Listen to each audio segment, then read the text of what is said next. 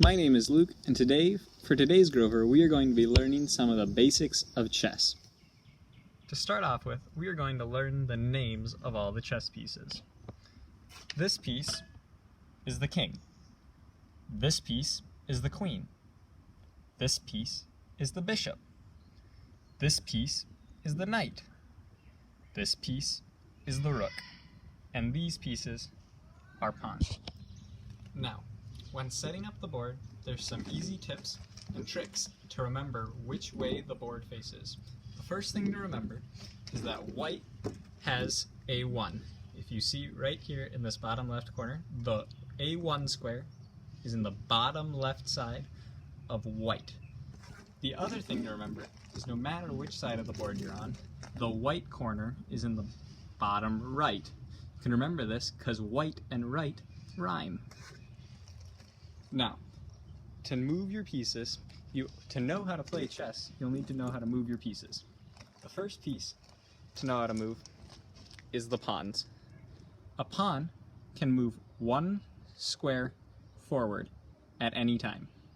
The pawn is a weird piece though, because though it can move forward one square at all times, for its first move from this line in the row, it can move forward 2 squares, just that one time. Now, when the pawn is attacking or capturing a piece, it captures in a diagonal way to take out a piece. If you can see it better here, it would move from this white square to attack or capture the blue pawn there. The next piece is the king. The king can move any square next to it, one space. The next piece is the queen. The queen, like the king, can move in any direction.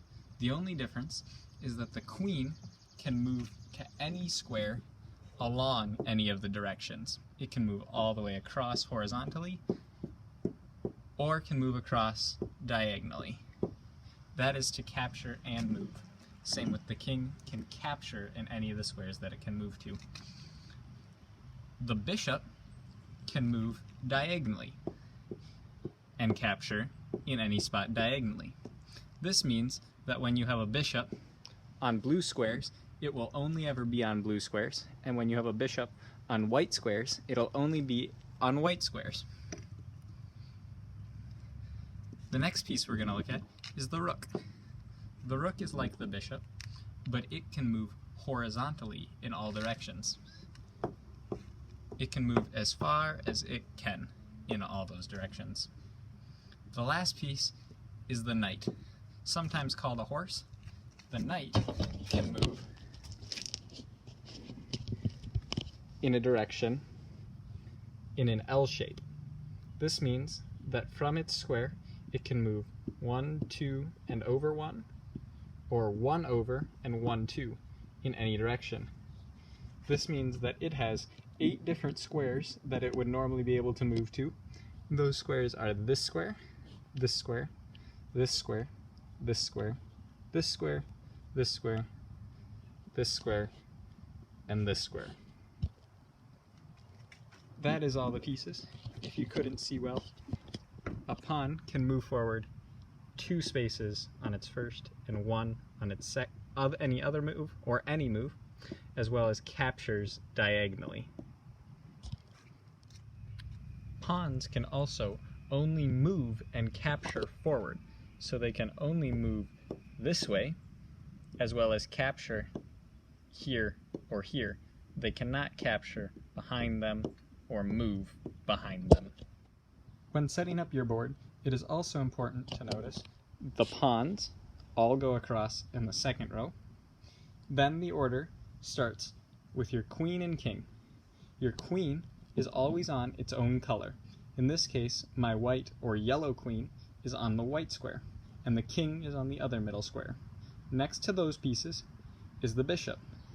Next to those pieces is the knight, and next to those pieces is the rook. Another important thing to know is that at the start of the game, white always moves first. In this case, white would only be able to move one of their pawns or one of their knights. Another goal of chess is to capture pieces from the other person. When you capture a piece, it will make it easier for you to put the other person into checkmate. The only piece that captures differently than it moves is the pawn, which, as we talked about, captures diagonally. All other pieces capture the same places that they move.